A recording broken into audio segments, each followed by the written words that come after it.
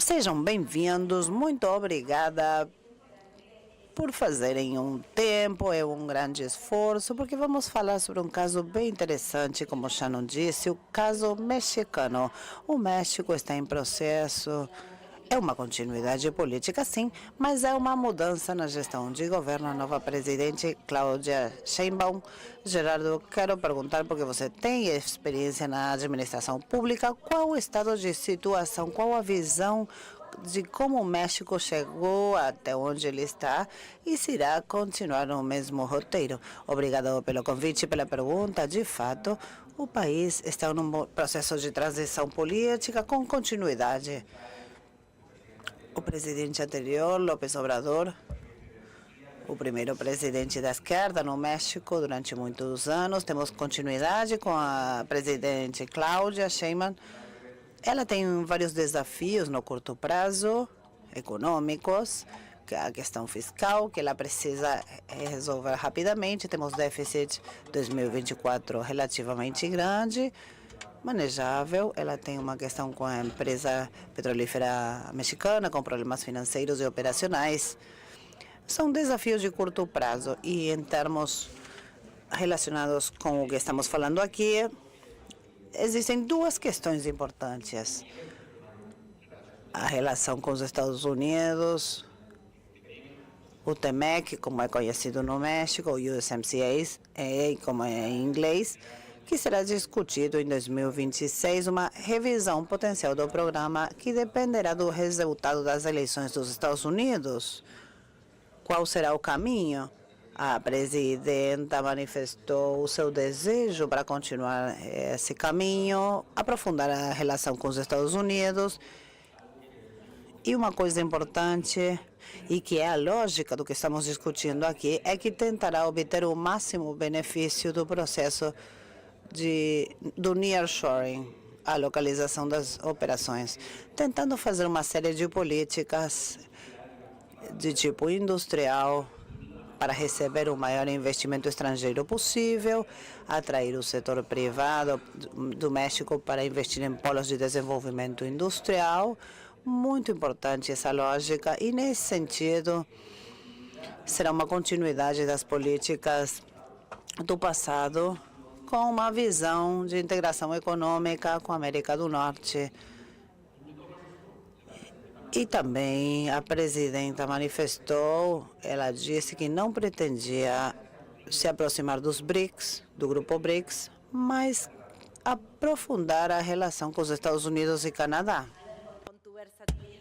Máximo, com a sua versatilidade de estar liderando a empresa, mas além disso tem representação em câmaras empresárias importantes. Você teve oportunidade através do CEO Dialogue, que é uma organização que reúne os principais CEOs, de conversar com a Cláudia Sheinbaum, primeiro candidata e agora presidenta.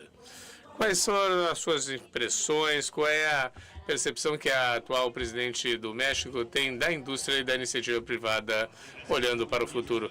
Muito bom dia a todos. Aproveito para pedir a desculpa pelo Francisco Cervantes. Com a greve ele não conseguiu pegar o avião e pede muitas desculpas. Na CAINTRA e no CEO Dialogue, no CCE, já tivemos muitas reuniões. De fato, a presidenta, quando era candidata, veio 4 vezes a CAINTRA em um ano. Estivemos com ela no evento do CCE, quando tinha acabado de ser eleita, e depois, há muito pouco tempo, no CEO Dialogue. Tivemos muito diálogo. E acredito que o setor empresarial mexicano, depois deste diálogo, está muito otimista. É verdade o que Gerardo dizia, este é um regime, um modelo, um partido que continua, mas é uma mudança de administração. Eu acredito que a presidenta tem uma ideia bem clara, pelo menos no aspecto industrial e econômico, qual é a direção que quer tomar, fala sobre muitas coisas. Temos que reforçar o TEMEC e reforçar a região norte-americana, como atraímos mais investimento para esta região. Fala muito de competitividade através da infraestrutura. Shannon acabou de dizer que a América Latina precisa de muita infraestrutura. Ela fala de a falta de infraestrutura em estradas, em cruzamentos fronteiriços e portos, fala sobre a necessidade de energia elétrica, principalmente dois fatores, de transmissão e distribuição, que todos os investimentos que temos no México é um gargalo que existe no país, e depois de como toda a geração é dedicada a energias renováveis, uma mudança bastante expressiva da administração passada. Fala de educação técnica, de como nós fortalecemos expressivamente a educação técnica para dar mais possibilidades a todos os jovens que moram no México, os jovens mexicanos. Fala de grande mudança para as PMEs, mas também para toda a indústria, de como simplificamos e digitalizamos todos os processos de tramitações e impostos que o México tem, que é bem complexo. Inclusive, tem uma secretaria que desenvolverá essa questão. Na verdade, nesse plano, ela disse, eu quero um plano com a ideologia de um governo mais à esquerda, eu quero a prosperidade compartilhada, mas uma prosperidade em que coloca o eixo dessa prosperidade em como nós elevamos o padrão e os salários das pessoas. E diz isso, já disse duas vezes, através da industrialização. Através de uma política industrial clara que integre a América do Norte e que substitua os 200 bilhões de dólares que o México traz da Ásia, principalmente da China, e os 400 bilhões que os Estados Unidos traz da Ásia. Importa. Tudo isso, se você já esteve mais os últimos alaceiros, talvez tenha escutado que eu teria dito que tudo isso é necessário. São palavras textuais que a presidenta proferiu em muitos desses fóruns que tivemos. Então, existe uma coincidência muito clara nesta questão com ela. Acho que o grande desafio é como implementar isso, como tudo isso é executado. Isso será um grande desafio. E cada outro desafio é como continua se levarmos em conta essa hipótese que a Shannon agora colocava, mas que é bem provável, que a tensão latente entre os Estados Unidos e a China é uma questão que atravessa totalmente tudo, aumente ao longo do tempo. Até agora o México, nesse processo de reindustrialização e de se inserir no mundo, colocando o foco no TEMEC, conseguiu, através de uma sintonia fina, avançar, mas a verdade é que este conflito de base também afeta o México. É verdade, e nisso o papel tem um papel importante, no tocante a de que é o principal sócio dos Estados Unidos, e lembramos disso, já estamos na frente da China como o sócio comercial mais importante. A exportação do México para os Estados Unidos cresceram consistentemente e muito rápido nos últimos anos, principalmente a partir do conflito com a China. Evidentemente, cresceram no início, quando começou o Tratado de Livre Comércio da América do Norte, ou NAFTA. Aí cresceu muito, depois ficou estancado quando a China entrou na OMC e agora o México aumentou o ritmo de crescimento. E o México está nessa trilha de também vai depender do que vai acontecer dos Estados Unidos, pois vai depender das políticas pessoais de um e outro país. Mas o México tem um compromisso explícito de continuar colaborando o primeiro país norte-americano e também disse então o resto da América Latina. Não devemos descartar isso. O México tem essa visão de participação global, principalmente regional.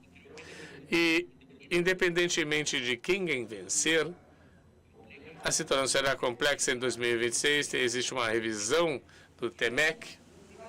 E existe uma revisão que não é uma renegociação, isso é importante dizer.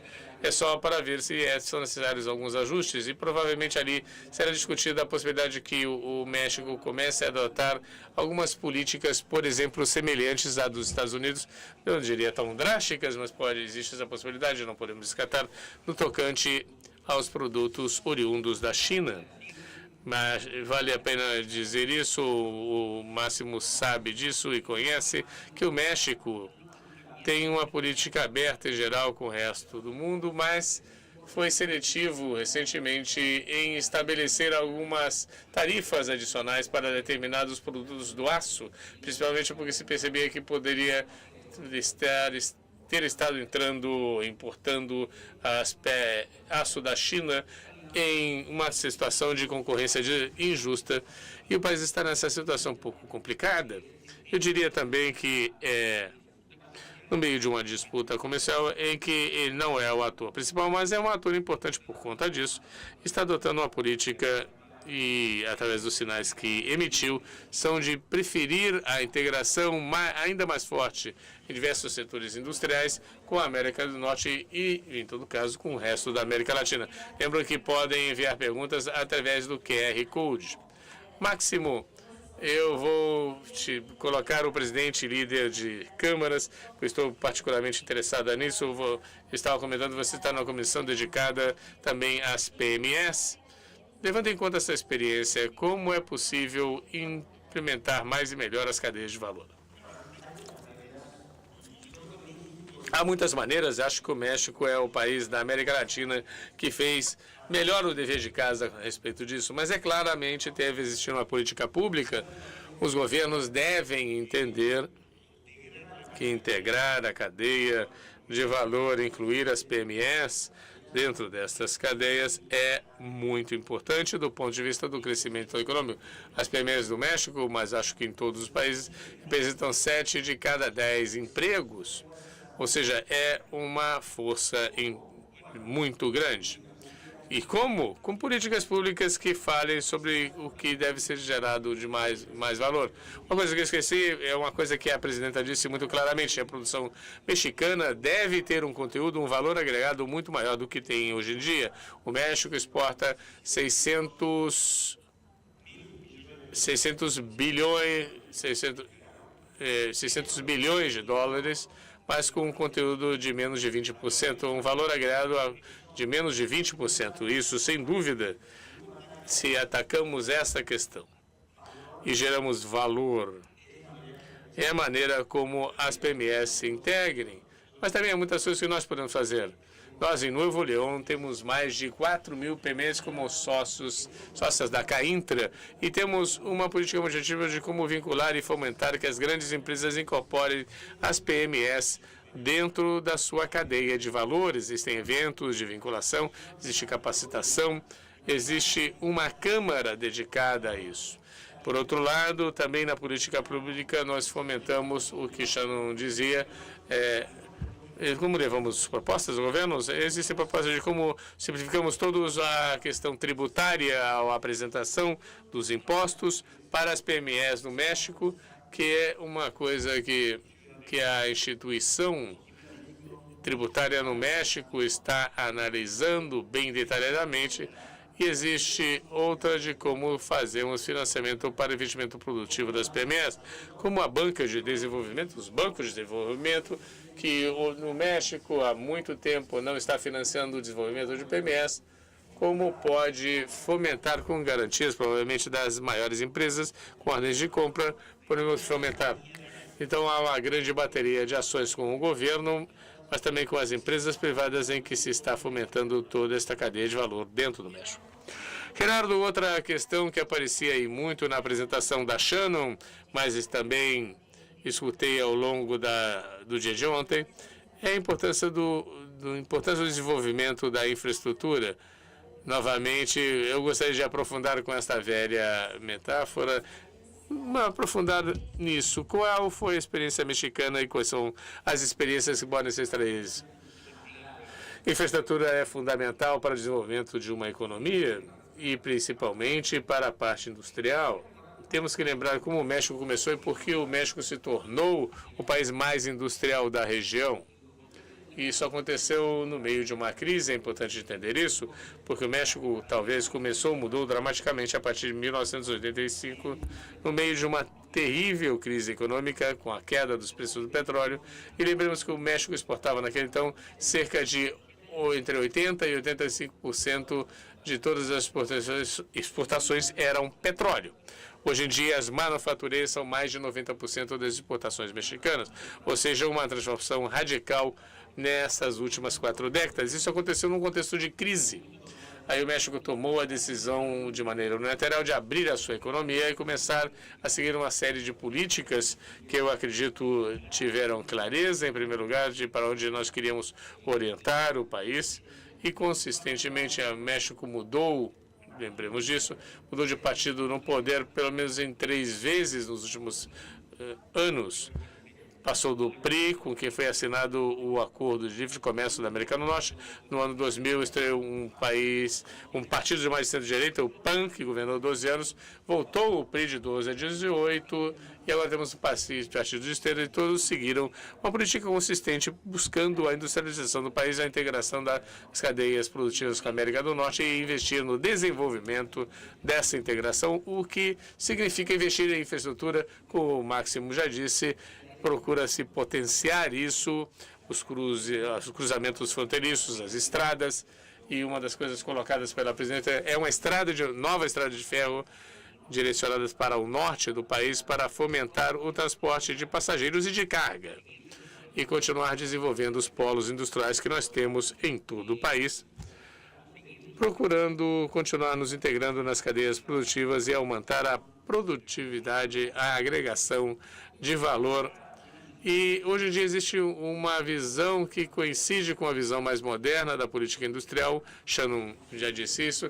Tivemos experiências no passado não muito positivas com a política industrial na América Latina, mas agora com a visão um pouco mais clara, mais moderna de como avançar nessa direção, não necessariamente com tanto intervenção do Estado, nem tanto com picking winners, mas sim facilitando o desenvolvimento da indústria de maneira mais orgânica, mas fazendo o papel que deve ser feito. E a primeira coisa que os países da América Latina devem fazer, e isso é muito importante, é garantir a estabilidade macroeconômica. Acho que isso é muito importante. Aqui na Argentina, por exemplo, agora isso está sendo recuperado. Acho que é uma questão importante a futuro, porque sem estabilidade macroeconômica é muito difícil tomar decisões para o setor privado e avançar, principalmente o setor industrial, que exige grandes investimentos. Então, estabilidade macroeconômica, com uma clareza do para onde querem ser orientadas as economias da América Latina, a congruência nas políticas e a consistência. São as recomendações que eu acredito os países da América Latina poderiam seguir, buscando continuar com a industrialização. O nearshoring, apesar de ter um componente geográfico importante, não depende só da questão geográfica ou da proximidade, também depende de outros elementos. Existe um artigo de Larraín que aponta como diversos países da América do Sul têm condições que também permitiriam que se beneficiassem do nearshoring, que é um processo integral das atividades em que toda a região poderia ser beneficiada, porque, além disso, nós nos caracterizamos por ter relativa estabilidade política, econômica e social, em comparação principalmente com outras regiões do mundo, como já se disse. Levando em conta, Máximo, a sua experiência pessoal com a representação nas câmaras, quais seriam as lições do caso mexicano, as lições aprendidas, pensando em falar para a liderança empresarial, porque alguma parte é das políticas públicas, mas outra tem a ver com ganhar protagonismo na discussão das políticas públicas? É uma pergunta longa, muito boa e sinto muito responder, tendo aqui ao meu lado um especialista, mas temos vários fatores. Em primeiro lugar, o México é o conhecido em que o caminho do México levou muito tempo e não começou com a NAFTA, com a guerra com a China. E não... Na verdade, começou com o México falando que todos os secretários de economia que eu conheci falavam que a melhor política industrial é aquela que não existe. Mas desde alguns anos o México está fazendo política industrial. Eles perceberam, ao meu ver, que o desenvolvimento industrial era a chave para o desenvolvimento econômico de um país. Eu acho que isso precisa ser feito por todos os países da América Latina. Ontem, Ricardo, acho que foi ele que mostrou a importância do emprego no Brasil industrial, que pagava 30%, 40% mais de salário. Mas no Brasil não se discute, na Argentina não se discute, no México sim. Eles têm estatísticas há 30, 40 anos. Sabemos que o emprego industrial é de muito mais qualidade do que o emprego de serviços ou de outras atividades. Aos poucos, foram fomentando o desenvolvimento industrial e isso é o fundamental. Em segundo lugar, Também é importante a proximidade com os Estados Unidos. Sem dúvida, o México deu sorte de estar ao lado dos Estados Unidos, mas eu não coincido com o que Ricardo disse no primeiro dia, em que esse é o fator principal do México. Ele teve um desenvolvimento ou uma vocação de pensar: eu vou mudar a minha economia, vou parar de ser primário, vou parar de exportar petróleo e vou desenvolver a indústria. Eu acho que existem fatores que o México viu, onde existia uma competência com a China. O que aconteceu com a China é que desindustrializou a América Latina inteira, com exceção do México, porque o México fez política para defender a indústria, para incentivar. Então, com a entrada da China na OMC em 2001, a China passou de produzir 5% da manufatura do mundo a produzir hoje quase 40%, com PIB, com uma transferência de valor agregado imensa de uma região ou de muitas regiões para uma. O México foi o único país na América Latina que entendeu isso e disse: eu vou fortalecer a América do Norte e também fazer política pública defendendo a indústria. O país que tem mais defesa de comércio desleal é o país que mais ativamente procura investimentos, é o país que mais tenta defender a região como um todo. E isso é importante nas regiões mais próximas, como a Argentina e o Brasil. Gerardo Máximo, se colocarmos um canal de streaming, seremos um grande sucesso. Temos muitas perguntas e respostas. Vou colocar uma pergunta para o Gerardo, uma pergunta que iria chegar falando do México. Como você percebe o risco de investimentos estrangeiros perante a nova reforma judiciária no México? A reforma está em andamento. De fato, é uma reforma importante. Para simplificar para a audiência, eu informo para quem não souber, é uma reforma que pretende escolher, através de voto popular, juízes, ministros, magistrados do país. É uma reforma muito grande. Corre-se o risco, existe a possibilidade de uma perda de independência do Poder Judiciário.